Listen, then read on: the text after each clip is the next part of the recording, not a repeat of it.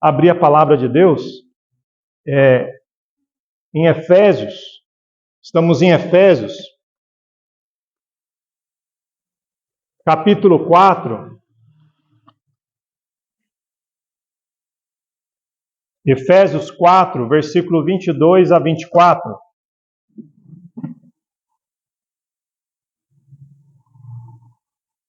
Efésios 4, 22 a 24. Se você já abriu, acompanhe a leitura da palavra de Deus.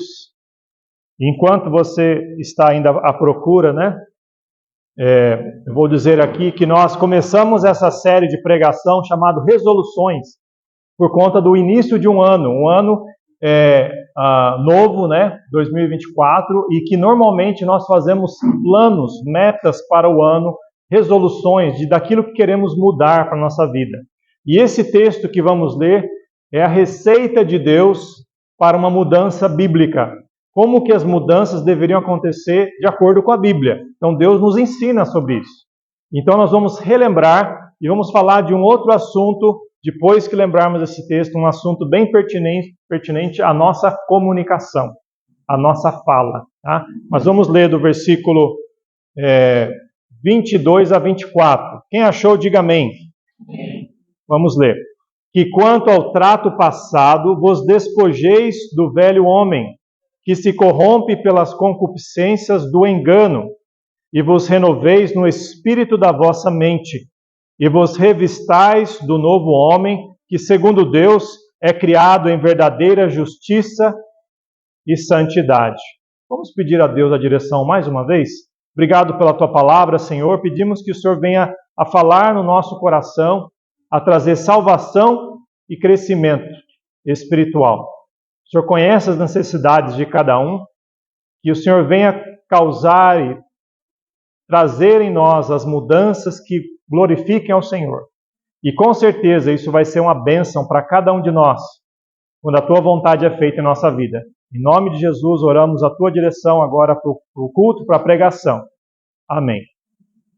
Então aqui temos a receita da mudança bíblica, irmãos. Nós vemos que é despojar-se, ou seja, tirar, a linguagem de uma troca de roupa, né? Você tira a roupa suja, a roupa rasgada, a roupa velha, e você se renova com uma nova mentalidade, uma nova maneira de perceber o mundo, perceber a verdade. E agora você se reveste, você coloca o que é bom, coloca uma roupa nova, uma roupa limpa. Então essa ideia é como Deus nos ensina, não é simplesmente chegar e pegar uma roupa nova e colocar por cima da roupa velha, dos maus hábitos que temos, dos hábitos pecaminosos. Não, irmãos, é preciso que haja arrependimento, é preciso que haja uma conversão, uma mudança drástica, dinâmica e efetiva na vida da pessoa. Então, isso acontece quando a pessoa se entrega para Deus, arrependida, né? E a renovação da mente é aquilo que na salvação nós entendemos como conversão. Você muda a maneira de perceber o mundo de acordo com Cristo. A maneira com que Cristo vê o mundo e te mostra o mundo, né? Um termo que é muito usado é cosmovisão bíblica. Uma palavra difícil para falar justamente é você ver tudo na lente divina.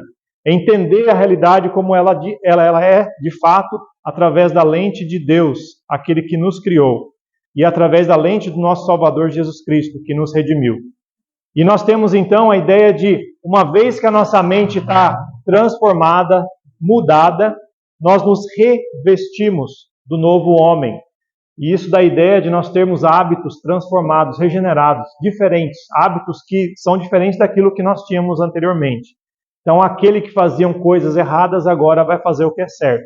Por quê? Porque Cristo nos ensina, Ele vive em nós, e nos dá o exemplo. E nós falamos de algumas coisas. Mentira, devemos despojar da mentira, renovarmos com Cristo em nossa mente e exemplo de vida e revestirmos com a verdade. Por isso, deixai a mentira, falai a verdade. Cada um com seu próximo, porque somos membros uns dos outros. Nós falamos da ira, que todo mundo se ira, irmãos. Não é errado se irar, tá? Se você se ira de forma justa, você se ira contra o pecado, isso que todo cristão deveria se irar, tá? Devemos não aceitar o mal, devemos odiar o pecado assim como Deus odeia o pecado. Então, tá vendo que a ira em si não é errada? O problema é que nós, por sermos pecadores, nós não sabemos filtrar. Não temos limites. Então, a gente quer resolver com as próprias forças. Então, irai-vos e não pequeis. Então, a primeira condicional aqui da ira. Segunda, não se põe o sol sobre a vossa ira. Ou seja, resolva logo, né? Se reconcilie logo. Não deixa passar para o dia seguinte, não. Não se põe o sol. Então, não espera. O tempo não resolve problema, irmãos. O que resolve é arrependimento, é conversar, é comunicação, acertar as contas.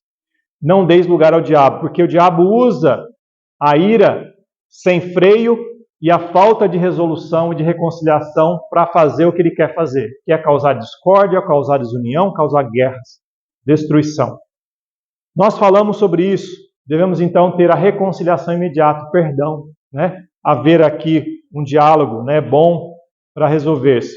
E o furto, nós falamos domingo retrasado, não é isso?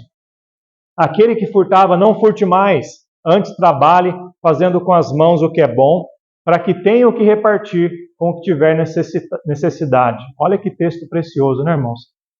Aquele que roubava, e isso aqui tem várias nuances, tá, irmãos? Não é você pegar a carteira de alguém, né? Simplesmente, né? Mão leve, como diz, né?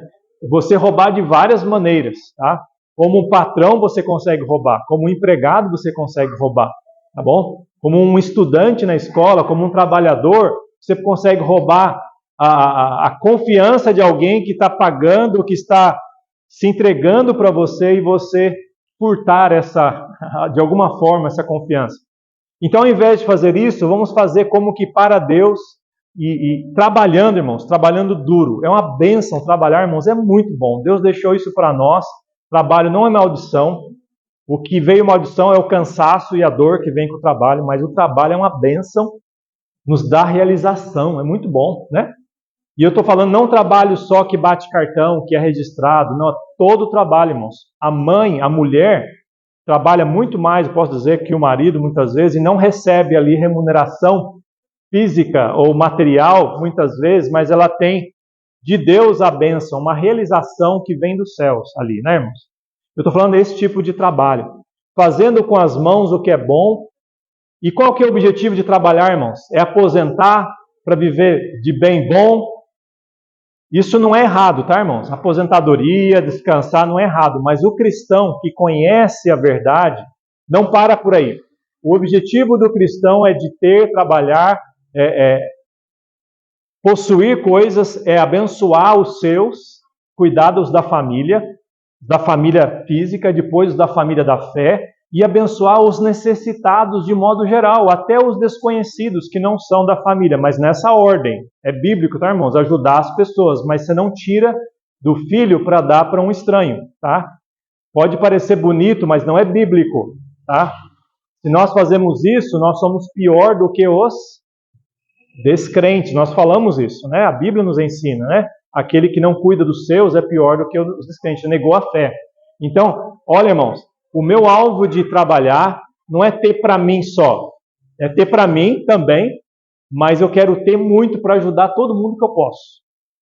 Você chegou a orar e falou, Senhor, me ajuda a ser milionário? Não custa nada orar assim, irmãos. Sabia que não é errado você falar assim?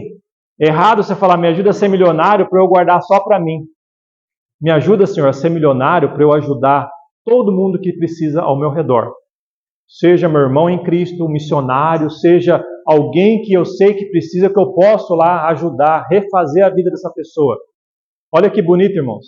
E Deus, eu creio, Deus é tão bom, que Ele é bem capaz de te dar muito, mas muito recurso por causa desse coração. Agora, se o coração é egoísta, é centrado em si, muitas vezes Deus não vai permitir que a pessoa tenha, porque é para o nosso mal. É para gastarmos com os nossos próprios prazeres ou egoísmos, tá? Então tenhamos essa mentalidade, trabalhar para doar. E hoje, palavras malignas. Vamos todo mundo ler alto esse texto? Efésios 4:29. Vamos ler em voz alta. Não saia da vossa boca nenhuma palavra torpe, mas só a que for boa para promover a edificação, para que dê graça aos que a ouvem. Então aqui nós estamos falando das palavras torpes.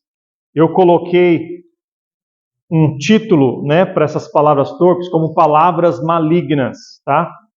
E a palavra torpe, o sentido dessa palavra é algo sujo, algo podre, tá?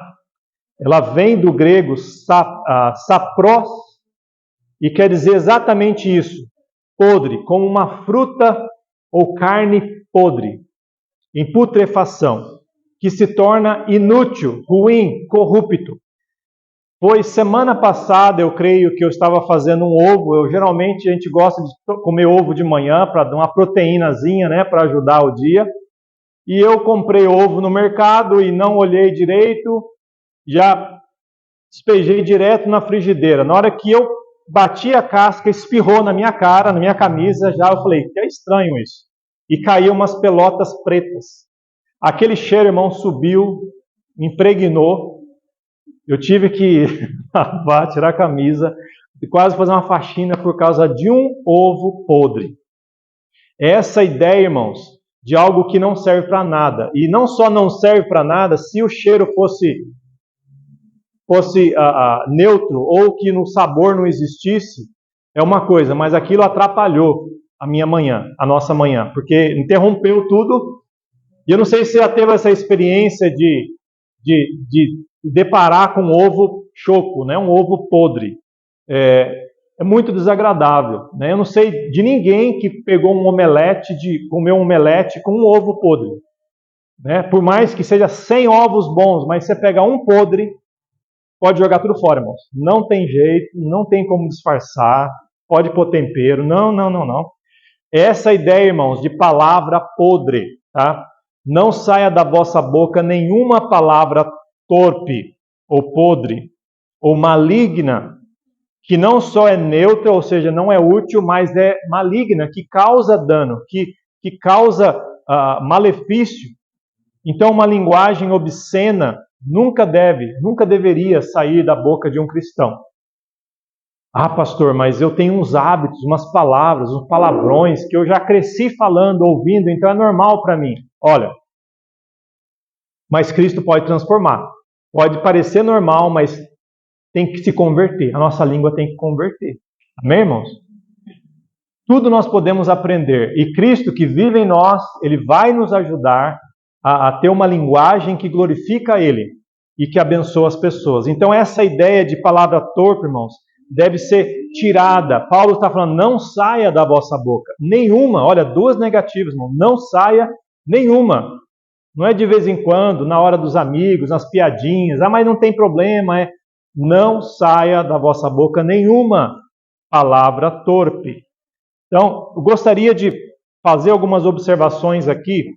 Por que essas palavras devem ser excluídas de nossa boca, Aqui tem um reforço, um texto reforço, que é Colossenses 3:8. Se os irmãos acompanharem aí no texto, diz assim, vamos ler juntos, está aqui na tela. Mas agora, despojai-vos também de tudo, da ira, da cólera, da malícia, da maledicência, das palavras torpes da vossa boca. Então, de novo, essas palavras têm que ser excluídas da nossa boca. Não têm que ser nutridas, não têm que ser guardadas para uma ocasião especial, um momento informal em que estamos com os nossos conhecidos. Não, irmãos. Se você é cristão, a sua palavra, ou sua língua, o seu linguajar deve refletir isso 24 horas por dia, tá, irmãos? Então é muito sério isso. Porque, olha, com a nossa boca a gente bendiz a Deus. E a gente pode também maldizer as pessoas. A gente fala de um evangelho que transforma as pessoas de cima para baixo, de dentro para fora, para a eternidade, mas também a gente pode deixar uma pessoa para baixo por causa das nossas palavras. A gente vai falar um pouquinho mais sobre as nossas palavras, sobre a nossa língua. Devemos ser cuidadosos. As palavras, irmãos, são indomáveis pelo ser humano, pelos homens. Vamos ler isso? Está bem pequeno ali, Quem tem vista boa, vamos ler lá? A língua também é um fogo, como um mundo de iniquidade.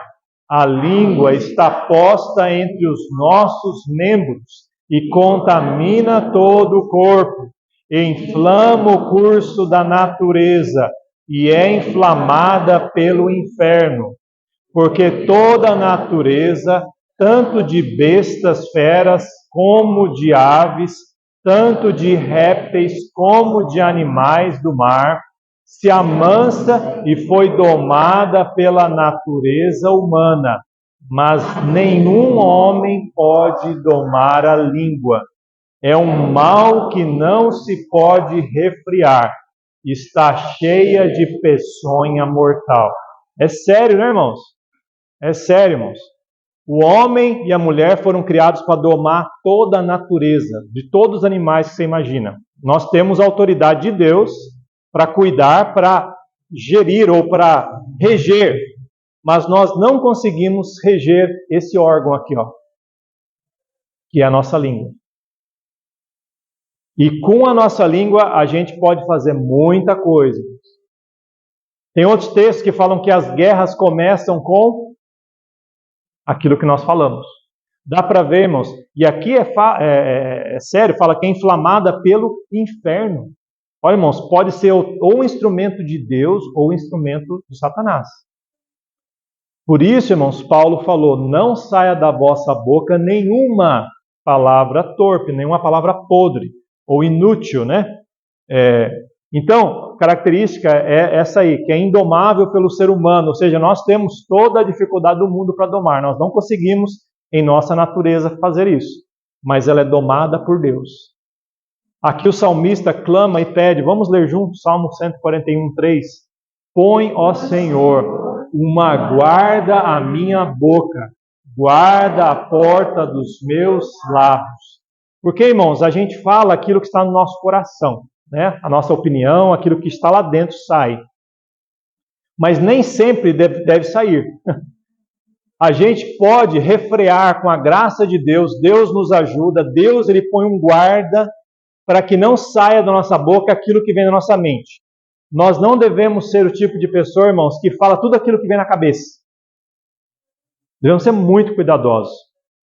A temperança é um dos frutos do Espírito, ou seja, você ser uma pessoa cautelosa. Você pensar, refletir antes de abrir a boca, antes de falar. Porque é muito perigoso. É como se você pegasse um ovo podre e batesse, aquilo espirra em tudo ao redor. Aí que você tem que fazer o quê? Tem que fazer uma faxina na casa.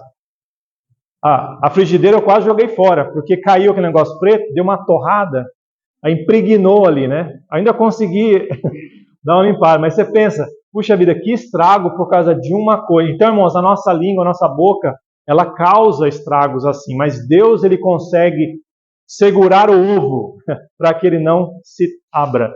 Então, com a ajuda de Deus, irmãos, a gente consegue pôr um guarda. Deus põe um guarda, né? Deus ouve essa oração e põe um guarda. Então, quando nós conseguimos aprender a falarmos o que honra a Deus, ou a não falarmos coisas que desonram a Deus, isso é uma bênção para nós mesmos. É uma bênção para aqueles que estão ao nosso redor. Eu estou aprendendo com isso, irmãos. Eu não cheguei lá ainda, tá?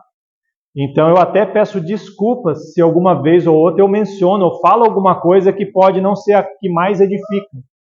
Mas devemos pedir, assim como o salmista, põe ao Senhor uma guarda à minha boca, guarda a porta dos meus lábios.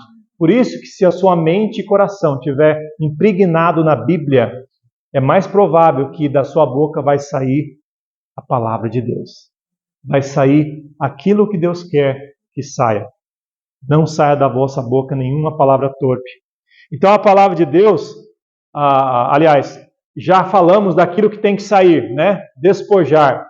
Devemos renovar nossa mente com Cristo. O que aprendemos com Jesus? João 1,14. Vamos ler todos juntos? E o Verbo se fez carne e habitou entre nós, e vimos a sua glória, como a glória do unigênito do Pai, cheio de graça e de verdade. Jesus Cristo, em sua natureza, é cheio de graça e cheio de verdade. As duas coisas, irmãos. Você não pode ser só cheio de graça e esquecer da verdade, ou só cheio da verdade e esquecer da graça. Jesus Cristo, ele é o exemplo perfeito das duas coisas, tá? Das duas coisas. Então, se Jesus na sua natureza é assim, com certeza as palavras de Jesus refletiam, porque ele estava cheio de graça,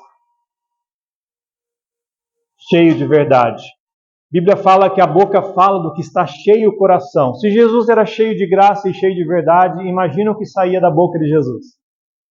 Graça e verdade. Ah, pastor, mas eu já ouvi Jesus falando coisas duras. Ele falou a verdade. Ele falou certas vezes, raça de víboras. Falou isso para quem? Os fariseus, né? Ah, mas ele não foi gracioso. Foi gracioso porque eles precisavam ouvir, irmãos. Precisavam se arrepender. A gente precisa confrontar o pecado para que a graça tenha efeito. Para que as pessoas percebam quão sujos estão. Para que percebam que o ovo está podre, para que ela não coma. Para que ela elimine e coma só o que está bom. Então, irmãos, a verdade tem que estar presente, mas a graça tem que estar acompanhando, irmãos. Jesus Cristo, ele se ofereceu para resolver o problema, inclusive das raças de víboras. Jesus Cristo veio para salvar todos. Inclusive, Jesus Cristo, ele falou do Evangelho para pelo menos 2 fariseus que parecem, aliás, um com certeza aceitou, o outro ficou bem propenso e eu creio que também aceitou. Quais eram eles? Nicodemos, João capítulo 3, e Paulo, Atos capítulo 9. Paulo era um fariseu. Está vendo como que participantes da raça de víboras precisavam ouvir a verdade para crer em Jesus e ser salvo? Paulo e Nicodemos se tornaram seguidores de Jesus Cristo. Jesus era cheio de graça, cheio de verdade. Devemos lembrar isso. Então, que na minha mente, no seu coração, irmãos, entendamos que nós devemos ser assim também, cheios de graça, cheios de verdade. O texto de Efésios 4, 20 e 21, fala um pouquinho sobre essa renovação de Cristo, que Paulo está falando ali. Mas vós não aprendestes assim a Cristo, se é que o tendes ouvido e nele fostes ensinados, como está a verdade em Jesus. Então, Paulo está ali, antes de falar daqueles pecados dos quais devemos nos despojar e renovar nossa mente e das ações que glorificam a Deus, das quais devemos nos revestir, ele fala isso. Vós não aprendestes assim a Cristo, ou seja, devemos aprender com a vida e com o exemplo de Jesus Cristo, com o ensino e com o exemplo de Jesus Cristo. Então as palavras de Jesus nos ensinam e tem que entrar na nossa mente e coração para que a gente tenha essa mente ou esse coração renovado. Então a palavra de Jesus, irmãos, nos ensina que era cheia de autoridade. Lembra que Jesus ele falava, ele ensinava como um mestre, como um rabi. Em Mateus 7, 28 e 29, vamos ler juntos o que diz aí? E aconteceu o quê? Concluindo Jesus este discurso, a multidão se admirou da sua doutrina, porquanto os ensinava como tendo autoridade, e não como os escribas. Os escribas ensinavam, irmãos. Os escribas sabiam muito, sabiam provavelmente textos de cabeça, de cor, porque eles eram copistas, eles eram copiadores da lei. Não existia máquina de xerox na época, então eles, para copiar de forma fidedigna, de forma fiel, eles pegavam os textos originais e eles faziam cópias. Então a vida deles, o trabalho deles era esse. Imagina alguém que faz isso o tempo todo, como que fica a mente de uma pessoa assim? Fica ali mergulhada nas escrituras, né? Então eles tinham muito o que ensinar. Só que a diferença deles para Jesus era a autoridade. Eles falavam muito de um conhecimento ali teórico que não tinha transformado a vida deles. Eles não entenderam, faltava a peça principal que era Jesus. Enquanto que Jesus, que é o Logos, que é a palavra de Deus, ele falava com autoridade, irmãos. Então é assim, é esse Jesus que vive em nós, que deve mudar a nossa maneira de falar, irmãos. Quando falamos a palavra de Deus, falamos com autoridade. Quando você evangeliza alguém, você fala de coração e com convicção, irmãos. Você não precisa saber a Bíblia toda, você não precisa saber tudo. Talvez você tenha dificuldade para memorizar. Eu não sou uma pessoa que tem muita facilidade em memorização. Eu tenho muita dificuldade, inclusive, para leitura, né? Se isso te dá alguma esperança, eu cresci, eu estudei no seminário, eu era um dos últimos a terminar uma tarefa de leitura. Eu sempre tive essa dificuldade. Eu não sei se eu tenho alguma coisa, dislexia, alguma coisa assim, mas eu sempre tive dificuldade. Mas isso nunca foi empecilho para eu poder estudar, para eu poder ler a palavra de Deus. Mas o que dá autoridade, irmãos, não é a sua habilidade intelectual. É se você está submisso a Cristo. É se o seu coração está convicto naquele que te salvou. E se você fala do que é natural para você, do que Jesus já fez para você, isso dá autoridade para você, tá, irmãos? Então eu queria te incentivar a ter uma vida com Cristo de verdade, uma comunhão com Ele, uma vida limpa, pecados confessados, e Deus vai te usar para a glória dele. Deus fez isso com Moisés. Moisés tinha talvez gagueira, né? Gagueira, como fala? Aquilo que você tem de dificuldade de falar, né? Provavelmente Moisés, e ele quis usar isso como desculpa. O que Deus falou para ele? Quem fez o surdo, quem fez o mudo, ou seja, Deus fez todo mundo. Vai e fala. Então, irmãos, não inventa desculpa das suas limitações. Se você tem Jesus como Salvador, fala com autoridade. Fala com autoridade. Convicção, ousadia. O que Paulo falou pedindo oração, né? Para os irmãos creio que é da Galácia. Ele pediu oração. Deixa eu abrir lá, irmão, só para não falar o texto errado. Talvez seja Efésios mesmo. Ele pede oração. É Efésios mesmo, capítulo 6. Olha, irmãos, Paulo conhecia muito, era um fariseu, um homem conhecedor. Ele pediu oração para ele, para quê?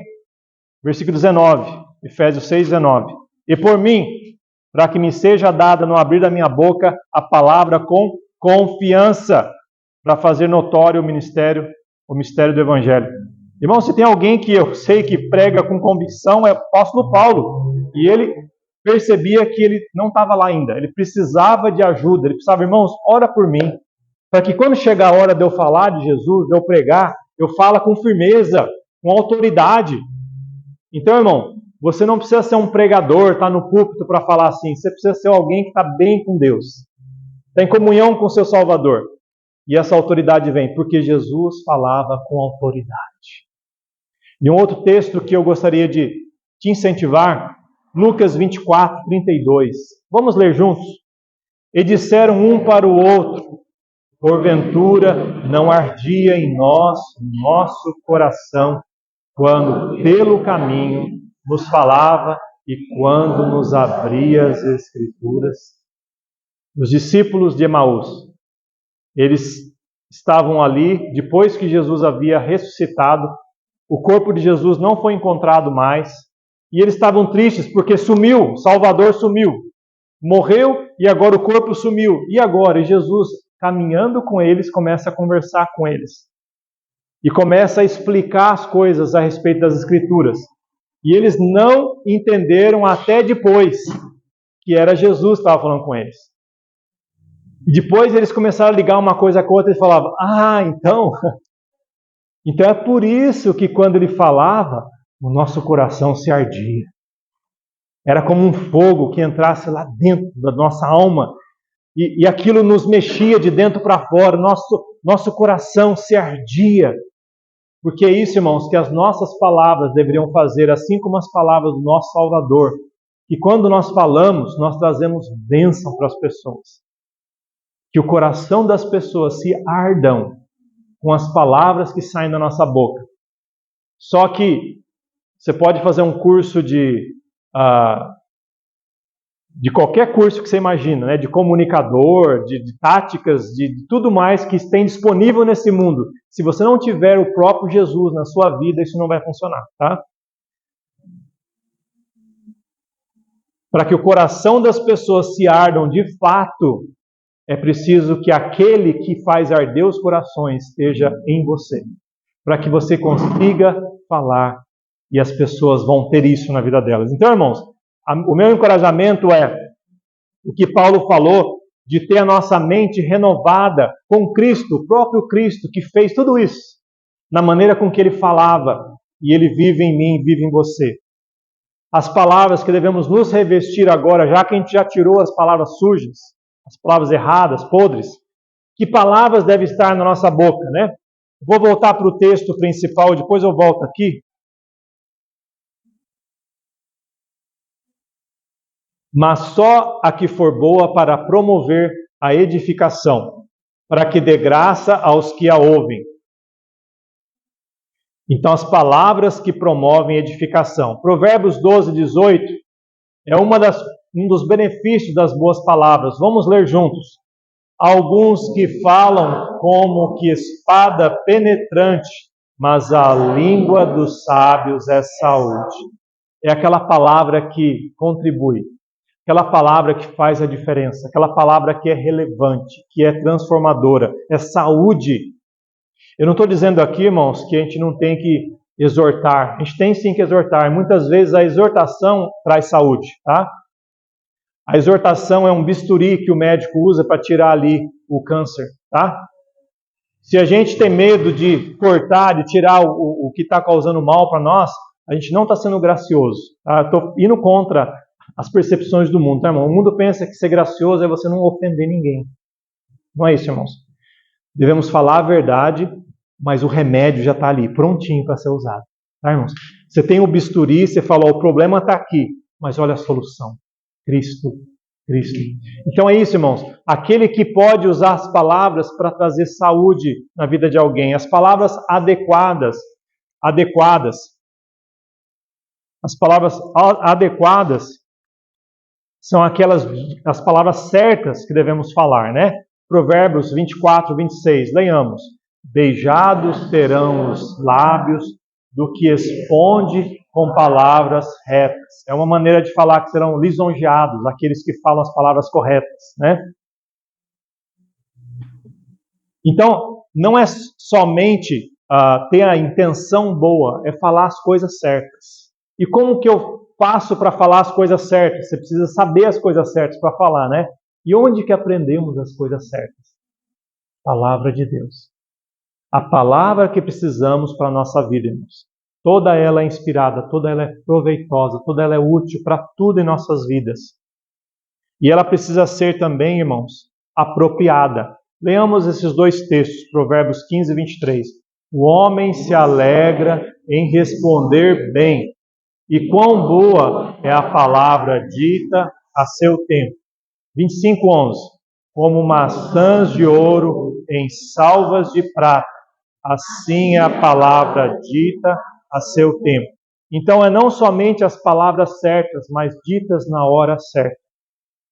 Às vezes a gente tem a opinião certa para dar, mas não é hora ainda. Eu lembro da história dos amigos de Jó. Quando os amigos de Jó chegaram para trazer uma palavra de consolo, acabaram não consolando, né, os três amigos. Aí o quarto, Eliú, era o mais novo e o mais sábio. Ele esperou todos os primeiros falarem para que ele então falasse. Ele esperou de propósito. Se ele falasse antes, talvez não ia ajudar. Mas ele esperou tudo ser falado. Aí ele abriu a boca e ele falou com sabedoria. Dá para perceber, irmãos? Como que é importante saber a hora certa para falar o que é certo. Muitas coisas Jesus ele não falou porque não era a hora ainda. E como cristãos devemos lembrar de que nem sempre é hora de falarmos tudo aquilo que a gente sabe que devemos falar. Tem hora que é hora de não falar. Maria guardava essas coisas no seu coração. Muitas vezes ela ouvia e via situações, ela guardava no seu coração. Devemos aprender a guardar no nosso coração muitas vezes e falarmos na hora certa. Então, irmãos, é isso, concluindo. A palavra boa para edificação, a palavra que vai abençoar e vai trazer graça àqueles que ouvem. É esse o encorajamento, o desafio da palavra de Deus. Palavras que devemos tirar da nosso vocabulário, irmãos. Palavrões. É meio óbvio, né? Então, se você tinha esse hábito, não volta a ter. Se você tem, joga fora isso aí. Deus pode redimir esse hábito. Tá? Então, decora versículo, troca aquela palavra por uma coisa boa e vai repetindo, faz igual aquelas professoras de sala de aula, escreve 1000 vezes no quadro uma palavra bonita, né? Não, na sua mente, cria um hábito bom de falar palavras assim. E apelidos, eu não sei se você costuma chamar os outros de apelidos. Ah, pastor, todo mundo gosta, todo mundo ele não liga, a pessoa ri. Irmãos, o nosso parâmetro de falar não é se a pessoa gosta, é se Deus gosta. Se falar apelido honra a Deus, faça, mas eu creio que Deus não quer que você faça. Então, chama a pessoa por uma qualidade que ela tem. Né? Se é um apelido carinhoso, né? Uma maneira carinhosa de falar, tudo bem, mas eu creio que muitos têm uma malícia, têm uma ofensa ali embutida. Né? Devemos ser cuidadosos. Piadas de zombaria, piadas sujas. Devemos nos arrepender disso e não sair da nossa boca. Devemos aprender, então, a falar palavras de forma cuidadosa, refletida, dosada. Devemos falar com autoridade e com um coração gracioso. Devemos, então, irmãos, lembrar de encorajar as pessoas, corrigir na hora certa com a palavra certa, ser como um remédio bom que vai ajudar. Gratidão, você sempre aprender a falar obrigado. Já viu o pai e a mãe que ensina a criança? O que você fala quando você ganha uma coisa? Obrigado. Na nossa cultura, irmãos, se esqueceu. As crianças, os adolescentes, os jovens estão achando que eles merecem tudo e não agradecem por nada. Reclama ainda quando... mas está muito... não é da cor que eu queria, não é do jeito, né? Irmãos, devemos agradecer. Palavras assim vão edificar, vão ser boas.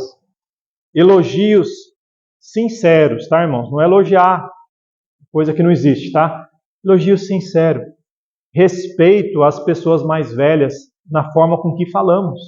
Senhor, senhora, por favor, com licença. Essas palavras não vai prejudicar ninguém. Eu não conheço ninguém que ficou ofendido por causa dessas palavras. Mas se você deixar de fazer isso, você pode sim desrespeitar. Vamos usar nossas palavras, irmãos, de forma que vai trazer graça, que vai edificar. Então, com a graça de Deus, nós podemos fazer assim. Vamos fechar os olhos? Se você está aqui hoje à noite, você nunca aceitou Jesus como seu Salvador, nunca se arrependeu dos seus pecados e pediu para Jesus salvá-lo. Você deveria fazer isso o mais rápido possível. Você deve, diante de Deus, clamar a Deus em oração e falar: Senhor, me perdoa, eu sou pecador, eu sei disso. E eu aceito o que Jesus fez por mim na cruz, morrendo pelos meus pecados, ressuscitando para me dar a vida eterna. Eu aceito Jesus como meu Salvador. Se você nunca fez essa oração, mais ou menos assim para Deus, e você quer fazer, levanta a mão. Pastor, eu quero fazer isso. Eu nunca fiz isso. Eu quero fazer essa oração para Deus. Deus está me guiando para eu tomar essa decisão, aceitando a Jesus como Salvador. Amém. Se você quiser conversar comigo depois do culto, vai ser um prazer muito grande poder te orientar. Talvez você está aqui, meu irmão, e você foi tocado pela palavra de Deus. Tem coisas para ser mudadas. Pastor, ore por mim. Tem coisas para mudar nessa área na minha vida. Amém. Amém. Eu preciso vigiar. Deus coloca um guarda na minha boca. Eu preciso trocar aquilo que é ruim para o que é bom. Palavras de edificação e graça. Pastor, ore por mim. Amém. Amém. Oremos. Senhor Deus, obrigado pela vida dos irmãos, das irmãs. Ajude cada um de nós, ó Pai, na luta que temos, ó Pai, com a domarmos nossa língua, ó Pai, a falarmos aquilo que edifica. Que o Senhor nos use, ó Pai, como uma luz nas trevas, ó Pai, como um remédio para a doença, Senhor Deus. Que nossas palavras sejam instrumentos nas Tuas mãos para trazer isso para as pessoas e glorificar o Teu nome. Oramos no nome de Jesus. Amém.